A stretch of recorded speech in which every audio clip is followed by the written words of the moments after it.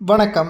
சற்று முன் கிடைக்கப்பெற்ற மிக மிக முக்கியமான செய்தி ஒன்று வெளியாகியுள்ளது. அதிமுகவில் தற்பொழுது எஸ்பி வேலுமணிக்கு அடித்த மிகப்பெரிய ஒரு அதிர்ஷ்டம். அதிமுகவில் பல்வேறு குளறுபடிகளும் பிரச்சனைகளும் எடப்பாடி பழனிசாமி அவர்களால் மட்டும்தான் வந்து கொண்டிருக்கிறது. பல்வேறு ஒட்டுமொத்த அதிமுகவின் அரசியல் களமும் எடப்பாடி பழனிசாமி அவர்களுக்கு எதிராகத்தான் இருக்கிறது. மேலும் மத்திய பாஜக இதற்கு முடிவு கட்ட வேண்டும். அதிமுகவின் எதிர்காலம், அதிமுகவின் முக்கியமான நிர்வாகிகள் யார் பேச்சை கேட்க வேண்டும் என்ற ஒட்டுமொத்தமான அறிவிப்பை அமித்ஷா அவர்கள் தெரிவித்திருப்பதாகவும், இதனால் எடப்பாடி பழனிசாமி அவர்கள் அப்செட் ஆகியிருப்பதாகவும் கூறப்படுகிறது.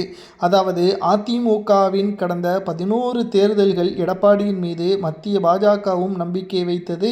அதே சமயம் அதிமுகவின் உண்மையான தொண்டர்களும் நம்பிக்கை வைத்தார்கள்.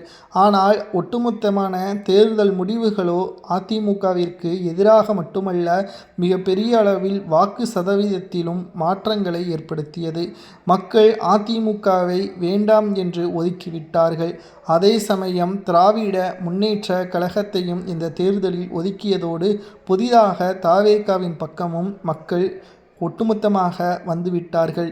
இப்பொழுது அதிமுகவின் வெற்றியை விட அதிமுக வளர்ச்சியடையக்கூடிய ஒரு சூழலை உருவாக்க வேண்டும், ஒற்றுமையை உருவாக்க வேண்டும்.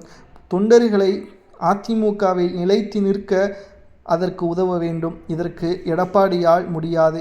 எடப்பாடி பழனிசாமி அவர்களுக்கு ஒரு வாய்ப்புகள் அல்ல, 11 முறை வாய்ப்புகள் வழங்கப்பட்டது. ஆனால் அவரால் அதை முழுமையாக செயல்படுத்த முடியவில்லை. தற்பொழுது எஸ்பி வேலுமணி அவர்கள்தான் இதற்கு சரியாக இருப்பார். அவரை தேடி வந்த அதிர்ஷ்டமாக தற்பொழுது நிர்வாகிகள் அவரது பெயரைத்தான் கூறியுள்ளனர். அமித்ஷாவும் இதற்கு சரி என்று கூறிவிட்டாராம்.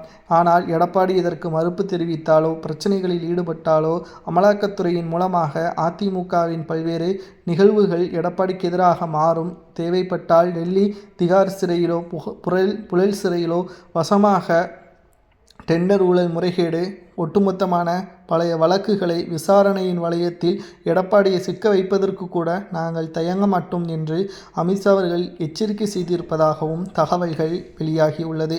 அதிமுகவின் அரசியல் களத்தில் எடப்பாடி பழனிசாமியை விட எஸ்பி வேலுமணி அவர்கள் தகுதியானவரா?